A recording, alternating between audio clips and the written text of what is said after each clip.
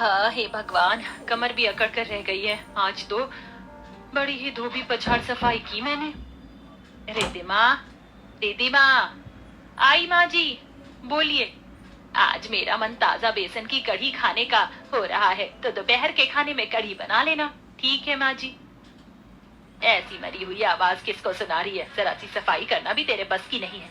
मैं तेरी इस आवाज को सुनकर पिघलने वाली नहीं हूँ। मैं जानती हूँ तुम गाँव की लड़कियाँ बड़ी लोहा लठ होती हो। अब जा और जाकर खाना बना। सरोजा ने रिधिमा की थकान को कुछ नहीं समझा और उसने उसे खाना बनाने को भेज दिया। रिधिमा सरोजा की गांव की बहू थी। वैसे तो सरोजा की दो बहुएं थीं, लेकिन बड़ी बहू शहर से थी, इसीलिए सरोजा उससे कम काम करवाती थी और सारे काम रिधिमा ही करती थी। लेकिन फिर भी सरोजा अपनी शहरी बहू को ज्यादा सम्मान देती थी। हे भगवान, ये कढ़ी तो मुझे बहुत ज्यादा थका देती है। चलो अब जल्दी से माँ जी को ये ताजा खाना खिला देती हूँ, उसके बाद फिर मैं खाना खा लूंगी। रिधिमा ने ऐसे बोलकर टेबल पर खाना लगा दिया। उसके ससुर और पति वगैरह भी काम पर से खाना खाने को आ चुके थे, तो पहले रिधिमा ने अपनी भाभी सहित सभी को खाना खिलाया। अरे बाबा, लीजिए कढ़ी लीजिए। आपकी प्लेट में तो बड़ी ही कम कढ़ी है। अरे रिधिमा बहू, आज तो तू बड़ी थकी थकी सी लग रही है। आजा, तू भी हमारे साथ ही खाना खा ले। नहीं जी, ये रिद्धिमा अभी खाना नहीं खाएगी। आप जानते नहीं, ये पुरखों के जमाने से हमारे घर में बहू तभी खाती है जब बड़े खा ले। अच्छा, तो फिर इस हिसाब से तो रीमा भी हमारे घर की बहू है, फिर ये क्यों हमारे साथ ही बैठकर खाती है? वो इसीलिए जी, क्योंकि रीमा रिद्धिमा से बड़ी है तो वो खा सकती है। सरोजा ने ऐसे ही बात बना दी। सरोजा के घर का ये उसूल था कि बहुएं परिवार को खिलाने के बाद ही खाती थी और वो खाना बनाते वक्त नमक भी नहीं चख सकती थी, नहीं तो उस खाने को झूठा मान लिया जाता था। और रिधिमा उन सभी उसूलों का अच्छे से पालन भी करती थी।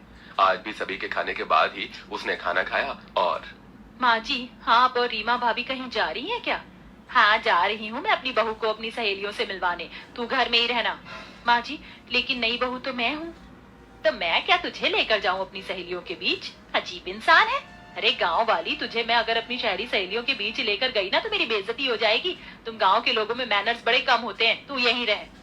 ऐसे ही सिलसिला जारी रहा। सरोजा अपनी बड़ी बहू को बहुत ही मैनर्स वाली और समझदार मानती थी और रिधिमा को कूड़ा। ऐसे ही सब चल रहा था कि एक दिन ये सब्जी तो लगभग तैयार ही है, बस जरा सा नमक चख लूं कि कम तो नहीं है। रीमा ने ऐसे बोलकर जिस चम्मच से वो सब्जी बना रही थी उसी चम्मच से सब्जी को चखा और फिर से वो उसी चम्मच को सब्जी में चलाने लगी। नमक थोड़ा सा कम है। भाभी, आपने फिर से वही हरकत की क्या? तुम मेरी हमेशा जासूसी ही करती रहती हो क्या? भाभी, मैं तो बस यहाँ पानी लेने आई थी, माँ ने मंगवाया था। भाभी, माँ ने कितनी बार तो हमें समझाया है कि उन्हें इस तरह से खाने को चक्कर बनवाना पसंद नहीं है। हमारे घर में सख्ती से इस बात की मनाही है, लेकिन फिर भी आप क्यों नहीं मानती हैं? तुम जरा मुझे समझाना बंद करोगी?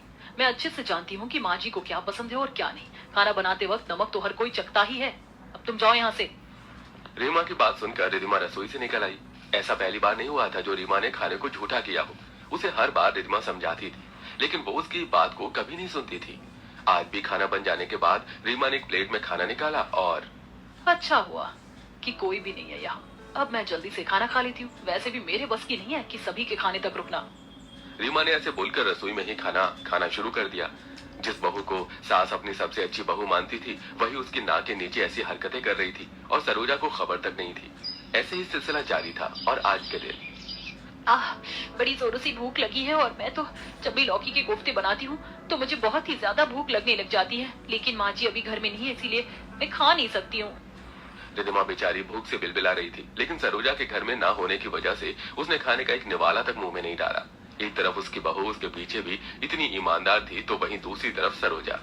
अरे देख रीमा, ये गुलाबी रंग की साड़ी कितनी अच्छी लग रही है। तेरे ऊपर तो ये और भी ज्यादा अच्छी लगेगी। हाँ माँ जी, ये साड़ी तो देखने से बिल्कुल बॉलीवुड स्टाइल साड़ी लग रही है। आजा, तुझे दिलवाती हूँ। सरोजा ने ऐसे बोलकर रीमा को साड़ी दिलवाई, जहाँ पर रीमा को एक और साड़ी पसंद आ गई। माँ जी, मुझे तो ये वाली साड़ी भी बहुत ज्यादा अच्छी लग रही है। कौन सी? अरे हाँ, ये भी अच्छी है। दोनों ही साड़ियों का कोई जवाब नहीं है। चल तो बहू, तू दोनों ले ले। सच माँ जी? शुक्रिया। माँ जी, अगर मैं ये साड़ी लेकर जाऊंगी तो रिधिमा का क्या होगा? उसे देखकर बुरा लगेगा। अरे उसके लिए ले तो लिए हैं सेफ्टी पिन, अब क्या सारा बाजार ही उसके लिए ले जाऊं? सरोजा ने ऐसे बोलकर बात को खत्म कर दिया। जहाँ उसने अपनी एक बहू को ढेरों सामान दिलवाया था, तो वहीं दूसरी तरफ उसने रिधिमा के लिए कुछ भी नहीं लिया। लगभग 2 घंटे बाद दोनों सास बहू घर आई। जहाँ माँ जी, अच्छा है जो आप आ गई। मैं कब से आपका इंतजार कर रही थी। आप दोनों खाना खा लीजिए, उसके बाद फिर मैं भी खाना खा लूंगी। रिधिमा बेचारी ने अभी तक खाना नहीं खाया था। उसने पहले अपनी सास को खाना खिलाया और तब उसने खुद खाया, लेकिन इतनी सब बातों से भी सरोजा खुश नहीं होती थी। खाना खा लेने के बाद सरोजा अपनी बहुओं को उनका सामान देने लगी। ये ले रिद्धिमा, तेरी साड़ी के सेफ्टी पिन खोते रहते हैं ना, तो इसीलिए मैं ये सेफ्टी पिन तेरे लिए लाई हूँ। शुक्रिया माँ जी।